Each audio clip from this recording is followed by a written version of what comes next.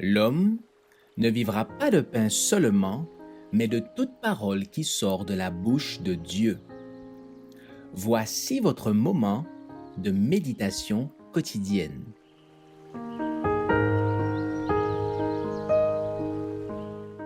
Vous recevrez une puissance.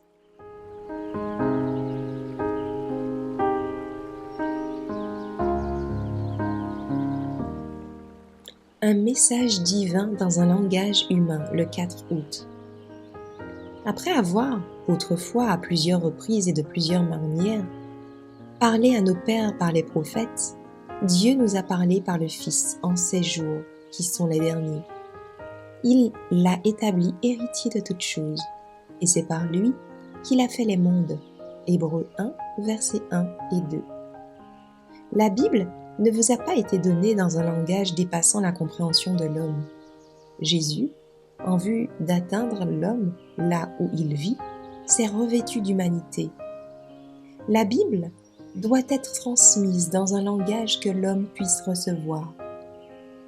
Tout ce qui est humain est imparfait. Des idées différentes peuvent s'exprimer à travers un seul et même mot. La Bible nous a été offerte afin de répondre à des objectifs pratiques. Les niveaux de compréhension sont différents. Tous ne comprennent pas telle déclaration ou telle expression de la même manière. Certains comprennent telle parole des Écritures dans le sens qui convient à leur situation et à leur état d'esprit. Les préjugés, les a priori et les passions exercent une forte influence au point d'assombrir la compréhension et de rendre l'esprit confus, même dans la lecture de la Sainte Écriture. La Bible a été écrite par des hommes inspirés, mais ils n'ont pas employé un langage divin, ils ont parlé le langage humain. Ce n'est pas Dieu qui a été l'écrivain. On dira souvent que telle expression ne sied pas à Dieu. Mais Dieu ne s'est pas exposé à notre jugement dans la Bible par des mots, de la logique ou de la rhétorique. Les écrivains de la Bible ont été des hommes de plume, non la plume même de Dieu. Ce ne sont pas les mots de la Bible qui sont inspirés, ce sont les hommes.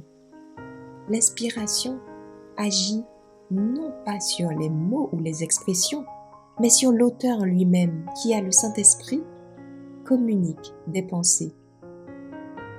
Quant aux mots, ils portent l'empreinte de l'individualité.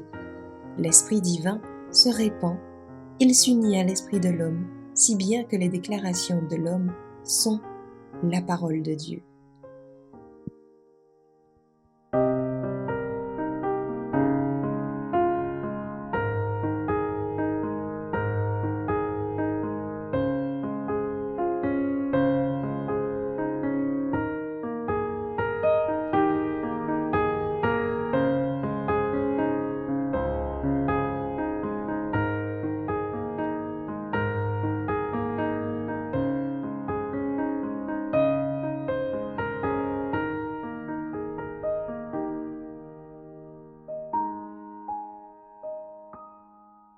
Merci d'avoir écouté cette présentation.